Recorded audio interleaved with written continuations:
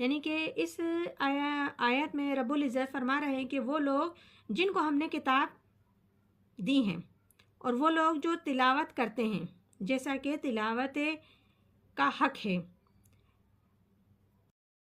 تلا یتلو کے معنی ہیں پڑھنا،